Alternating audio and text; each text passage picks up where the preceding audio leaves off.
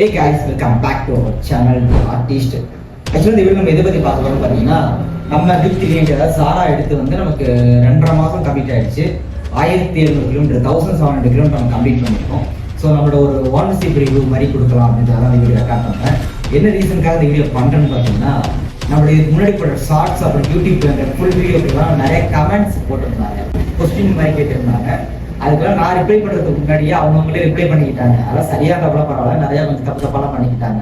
So அதுக்கெல்லாம் ஒரு review மாதிரி கொடுக்கலாம், நம்மளோட ஓன் எக்ஸ்பீரியன்ஸை ஷேர் பண்ணலாம் அப்படின்றதுக்காக இந்த வீடியோ பண்ணுறேன். யாரும் ஃபஸ்ட் டைம் வந்து மறக்காம சேனல் சப்ஸ்கிரைப் பண்ணிட்டுங்க. இந்த வீடியோ பிடிச்சிருந்தா மறக்காம லைக் பண்ணிவிடுங்க.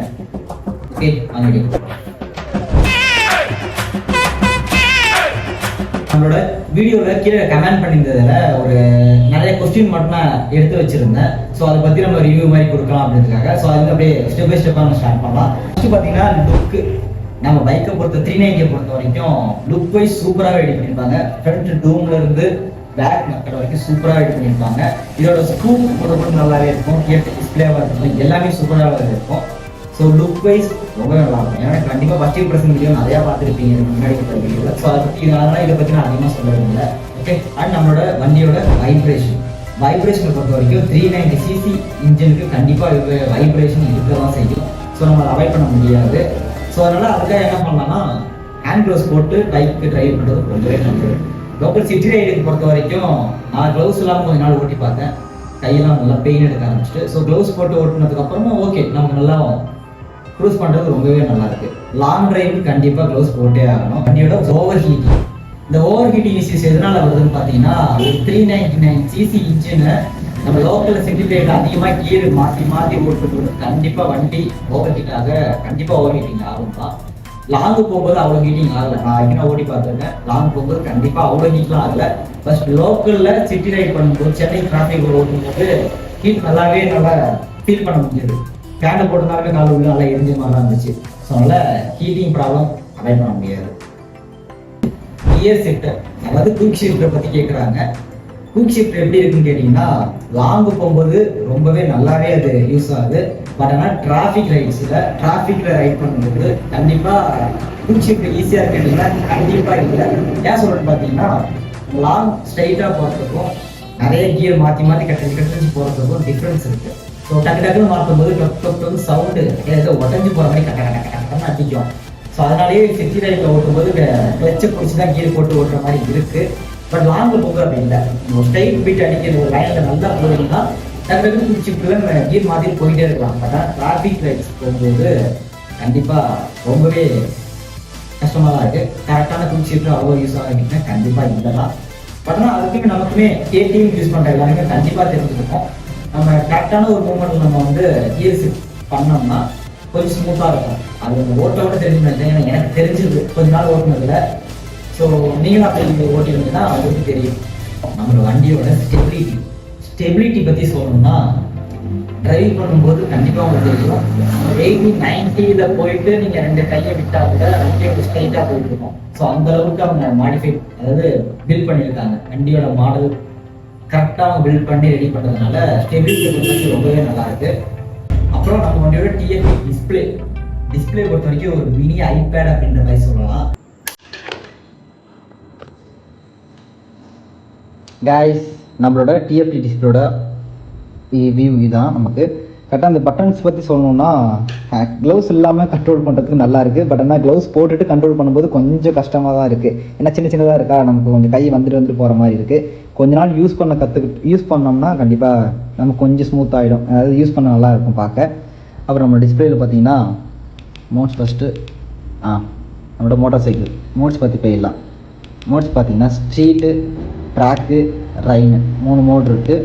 அப்புறம் ஏபிஎஸ், ரோடு, சூப்பர் மோட்டோ, அதாவது நமக்கு நல்லாவே லாங் இது ரேஸ் ட்ராக்லாம் ஓட்டுற மாதிரி தான் யூஸ் பண்ணுவாங்க அப்படி இருக்குது. நான் பண்ணல.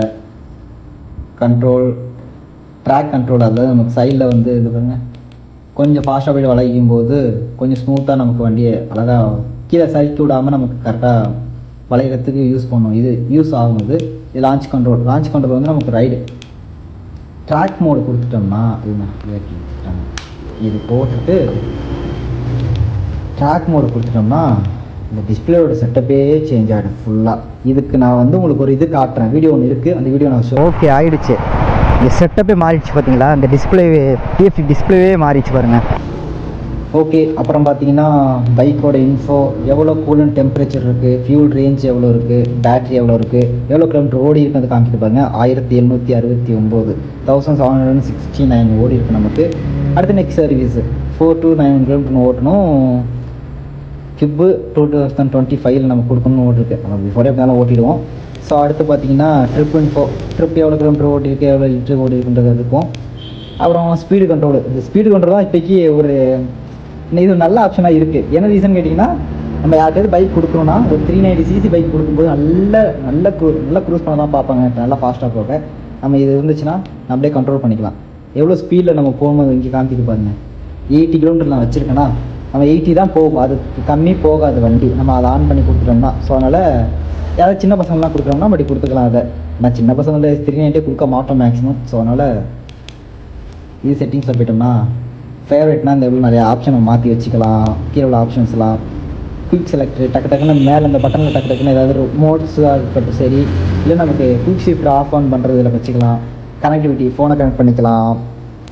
குயிக் ஷிஃப்ட் நம்ம ஆன் ஆஃப் ரெண்டுமே வச்சுக்கலாம். ஷிஃப்ட் லைட்டு நம்ம ஃபாஸ்ட்டாக ஒரு 80லலாம் க்ரூஸ் பண்ணும்போது லைட்டு இது நல்லாயிருக்கும், டிஸ்பிளே லைட் ரெட்டாக மாறும், அது நல்லாயிருக்கும் ஆப்ஷனு. டேட்டு, இது யூனிட்ஸ், இது டிஸ்டன்ஸ், டெம்பரேச்சர், இதெல்லாம் எவ்வளோ இருக்குன்றது காமிக்குது. லாங்குவேஜ், எக்ஸ்ட்ரா ஃபங்க்ஷன் தான் launch control, audio, navigation, quick shift, remote control mode இதெல்லாம் வருது. ஆடியோலாம் நமக்கு ப்ளே ஆட் பண்ணிட்டோம்னா நம்ம இதிலேயே சாங்லாம் ப்ளே பண்ணிக்கலாம், மாற்றிக்கலாம் நம்ம. அவ்வளோதான் நம்ம ஆப்ஷனை பொறுத்த வரைக்கும் இதுதான். பட் ஆனால் நமக்கு இது தெரியும். அப்புறம் நம்மளோட அட்ஜஸ்டபிள் 4க்கு அப்புறம் பேக் சஸ்பென்ஸ் ரெண்டுமே அட்ஜஸ்டபிள் கொடுத்ததுனால டிரைவ் பண்ணுறதுக்கும் சரி, நம்ம ஆஃப் ரோட் போகிற மாதிரி இருந்தாலும் சரி, இது வந்து யூஸ்ஃபுல்லாக இருக்குன்னு சொல்லலாம். ஏன்னு கேட்டிங்கன்னா, ஆன் ரோட் பண்ணும்போது இந்த அட்ஜஸ்டபிள் 4க்கு வந்து கம்மி பண்ணி வச்சுருந்தோம்னா கடற்கடன்னு நமக்கு ரொம்ப வைப்ரேஷன் தெரிஞ்சுது. ஸோ அதை கொஞ்சம் லூஸ் பண்ணும்போது வைப்ரேஷன் கம்மியாக இருந்துச்சு. பேக் சஸ்பென்ஷன் அப்படி தான், ஒரு பழத்தை விட டக்குன்னு அடிக்கிறதுக்கும் சஸ்பென்ஷன் நம்ம கம்மி பண்ணி கொஞ்சம் லூஸ் பண்ணி வச்சோம்னா அதோட ஃபீல் தெரியும், நமக்கு கொஞ்சம் ஸ்மூத்தாக போகுது.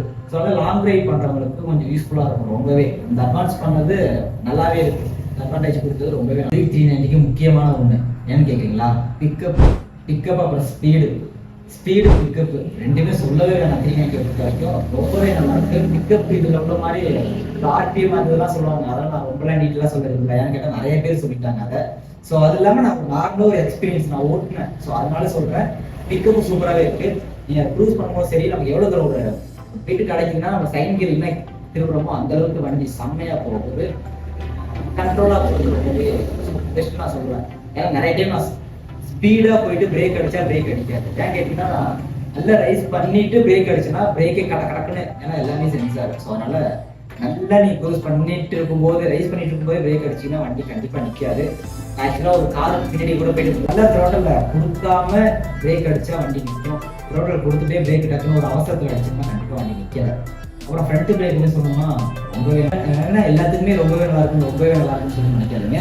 ஏன்னா இவங்க கொடுத்த அந்த அமௌண்ட்டுக்கு ஃபியூச்சர்ஸ் நிறையவே கொடுத்துருக்காங்க. ஸோ நான் கண்டிப்பாக அதை சொல்லி தான் ஆகணும். ஸ்பீடாக இருக்காங்க சரி, பிரேக்கிங் இருக்காங்க சரி, யூசர் எக்ஸ்பீரியன்ஸ் ரொம்பவே நல்லா இருந்துச்சு. ஏன்னா லோக்கல் ரைடு ஓட்டுறதுக்கு லாங்குமே சூப்பராக இருந்துச்சு. பட் லாங் ரைட் போகும்போது நமக்கு கொஞ்சம் பெயின் இருக்காங்க, என்ன டிக்கி பெயின் அதிகமாக இருக்குது. ஸோ அப்புறம் நம்ம வண்டியோட மைலேஜ், நிறைய பேர் மைலேஜ் டெஸ்ட் பண்ணுங்கன்னு கேட்குறீங்க. ஆக்சுவலாக நான் மைலேஜ் டெஸ்ட் பண்ணேன். அதாவது ஒரு 12 லிட்டர்ஸ் மாதிரி போட்டுட்டு லோக்கல் சிட்டி லோக்கல் ரைட் பண்ணி பார்த்தேன். நல்லாவே ஒரு 34-35 அளவுக்கு கொடுத்துச்சு எனக்கு. லோக்கலில் ட்ரைவ் பண்ணேன், அதாவது சென்னை டிராஃபிக்கில். அதாவது ஏன்னா வரும் மேக்ஸிமம் சில டைமில் நம்ம ஒரு 70-80 போகிறோம், அதுக்கு முன்னாடி வரைக்கும் ஒரு 40-60 வரைக்கும் நம்ம மெயின்டைன் பண்ணுவோம் டிராஃபிக்கை பொறுத்த வரைக்கும். ஸோ டிராஃபிக்கில் இருந்ததுனால ஸ்பீட் அதிகமாக போவாங்க, 34-35 இடையில கொடுத்துருக்கு. பட் லாங்கு போய் நீங்கள் ஒரு 90ல் க்ரூஸ் பண்ணிங்கன்னா கண்டிப்பாக ஒரு 28-29 தான் தரும். ஏன்னா நானும் ஒரு 300 கிலோமீட்டர் க்ரூஸ் பண்ணி பார்த்தேன். அதில் கணக்கு பண்ணதில் ஒரு 29 சம்திங் கொடுத்துச்சு. இல்லை ஒரு 29ன்றது 399cc வண்டிக்கு ஃபைனலி நிறைய பேர் கேட்டிருந்தாங்க, எவ்வளோ ஆன்ரோட் ப்ரைஸ் சொல்லுங்க, ஏன் சொல்ல மாட்டேங்க முதல்ல என்கிட்ட கேட்டாங்க. நான் ஏன் சொல்லலைன்னா கமெண்ட்டில் நான் இது மாதிரி ஒரு வீடியோ பண்ணி வீடியோ ஃபுல்லாக சொல்லலாம் அப்படின்றதுக்காக தான் வெயிட் பண்ணேன். அண்ட் நிறைய பேர் தெரிஞ்சிருக்கும். ஸோ அதனால் அதை ஏன் சொல்லிக்கலாம் அப்படின்றதுக்காக நிறைய பேர் ரிப்ளை பண்ணாமல் இருந்தேன். நான் எடுத்தது ஆக்சுவலாக சென்னையில் எடுத்தேன். சென்னை அசோக் நகரில் எடுத்த வண்டி 3,83,000 ரவுண்டாக வந்துச்சு ஆன் ரோடு. ஆனால் ஒரு கொஞ்சம் சேஞ்ச் ஆகுமா அப்படின்றது எனக்கு தெரியல. ஆனால் இந்த 383க்கு வண்டி ஒர்த்தான்னு கேட்டிங்கன்னா கண்டிப்பாக ஒர்த்து தான். ஏன்னா இதுக்கு முன்னாடி இந்த 390க்கு இதுக்கும் அதிகமாக ப்ரைஸ் ரேட்டு அதிகமான டிஃப்ரென்ஸ் வரல. ஸோ இவ்வளோ ஃபீச்சர்ஸ் கொடுத்து அவங்க இன்னும் கொஞ்சம் அமௌண்ட் ரேட் ஏற்றாமல் 4 lakh அரௌண்ட் போகலாம்ன்றதே நல்லது. கம்மியாக தான் கொடுத்துருக்காங்க என்னை பொறுத்த வரைக்கும். ஆனால் 4 lakh மேலே கொடுத்துருக்கணும் இவ்வளோ ஃபீச்சர்ஸ் இருக்கிறதுக்கு. பட் கம்மியாக தான், அதே ரொம்ப அதிகம் இல்லாமல் 390க்கு இதுக்கும் ஈக்குவலாக ஒரு தான் கொஞ்சம் கொடுத்துருக்காங்க. கேஸ் அவ்வளோதான். என்னோட 390 நான் ஒரு நாள் ஒரு 1700 கிலோமீட்டர் ஓட்டுனது ஒரு ரிவ்யூ தான் நான் கொடுத்துருக்கேன். இதில் எது கரெக்டாக இருக்குது அப்படின்றது என்னை பொறுத்த வரைக்கும் என்னோட பாயிண்ட் ஆஃப் வியூ மட்டும் தான் நான் சொல்லியிருக்கேன். அது உங்களுக்கு தப்பாக கூட இருக்கலாம். நீங்கள் ஓட்டுற பைக்கு அது இல்லாமல் கூட அது இருக்கலாம். அந்த 390 லாஸ்ட்டாக ஃபைனலாக நான் முன்னே சொல்லணும் என்ன நினச்சிங்கன்னா, நம்ம 390 பொறுத்த வரைக்கும் குயிக் ஷிஃப்ட் வந்து அதிகமாக ரொம்ப ஈஸியாக இருக்காதுன்னு நம்ம சொல்லி டக்குன்னு வந்து இருக்குது. ஸோ அதனால் ஒயரை கட் பண்ணுற மாதிரி எந்த ஒரு எக்ஸ்ட்ரா ஆக்சரிஸும் நீங்கள் மாட்டாதீங்க. ஃபாக் லேம்பே நீங்கள் மாற்றா இருந்தாலும் ஸ்ட்ரைட்டாக பேட்டரியில் கனெக்ட் ஆகிற மாதிரி கொடுத்தா பெஸ்ட்டு. ஏன்னா இது ஒயர் கட் பண்ணிங்கன்னா உங்களுக்கு வாரண்டி டைம் ஆகாது. ஒரு 10,000 பேட்டரியாக 50 தரல இல்லைங்களா, 50,000 கிலோமீட்டர் 30,000 கிலோமீட்டர் சரியாக எனக்கு தெரியல. அந்த கிலோமீட்டருக்கு வரைக்கும் நீங்கள், ஏன்னா பைக் இப்போ தான் உங்களுக்கு புதுசாக லான்ச் பண்ணிட்டாங்க. ஸோ அதனால் இது எக்ஸ்பீரியன்ஸ் நமக்கு ஃபுல்லாக தெரியாது பைக்கை பற்றி. ஸோ அதனால் நீங்கள் ஒயரை கட் பண்ணாமல் யூஸ் பண்ணிங்கன்னா நீங்கள் ஏதாவது சப்போஸ் எனக்கு தெரிஞ்சு கிளட்ச் பிரேக் போக கொஞ்சம் வாய்ப்பு இருக்கும்னு நினைக்கிறேன். ஒரு 10,000 கிலோமீட்டர் முன்னாடியே போக வாய்ப்பு இருக்கும்னு நினைக்கிறேன். ஏன்னா நமக்கு குயிக் ஷிஃப்ட் யூஸ் பண்ணும்போது டக்குன்னு விழுது, கிளட்சை பிடிச்சாமே அப்படி தான் விழுது. ஸோ அதனால் பைக் அந்த இதை ஒயரை கட் பண்ணாமல் நீங்கள் எதாவது அக்சரிஸ் மாட்டினீங்கன்னா வாரண்டி கிளைம் ஆகும். அப்படின்னா வாரண்டி கிளைம் ஆகாது, உங்களுக்கு செலவு வச்சிடும். ஸோ என்னோட தனிப்பட்ட ஒரு சஜஷன் சொல்லலாம், இல்லைன்னா ஒரு அட்வைஸ் சொல்லலாம். ஒயரை கட் பண்ணாமல் எந்த அக்சரிஸ்லாம் மாட்டிங்க. நான் இன்னும் ஃபாக் லேம்ப் மாட்ட போகிறேன். பட் ஆனால் அந்த ஸ்ட்ரைட்டாக பேட்டரி உள்ள மாதிரி தான் மாட்டுவேன். ஸோ நீங்கள் சர்வீஸ் சென்டருக்கு போக கூட கழட்டி கூட போகலாம். நான் இப்போ பார்க்குறவங்க சர்வீஸ் சென்டர் உள்ளவங்களே பார்த்தாலும் அதான் உண்மை இல்லைங்களா. எதுவுமே அதை அவாய்ட் பண்ண முடியாது. ஸோ ஃபாக் லேம்ப்ன்றது நமக்கு தேவைப்படுது லாங் ரைட் பண்ணுறாங்க. ஓகே கேஸ், இந்த வீடியோ பிடிச்சிதான் மறக்காமல் லைக் பண்ணுங்கள். உங்களுக்கு யூஸ்ஃபுல்லாக இருந்துச்சுன்னா கண்டிப்பாக லைக் பண்ணுங்கள். அண்ட் தென் கமெண்ட்லையும் பண்ணுங்கள் யூஸ்ஃபுல்லாக இருக்குது பிரதர் அப்படின்றது. இது போல வீடியோ வேணும்னா மறக்காமல் எனக்கு கமெண்ட் பண்ணுங்கள். நான் உங்களுக்கு அந்த வீடியோ எடுத்து அப்லோட் பண்ணுறேன். நான் சொன்னதில் தப்பாக இருந்தாலும் நீங்கள் கமெண்ட் பண்ணுங்கள், நான் அதை திருத்திக்கிறேன். ஓகேவா? ஓகே.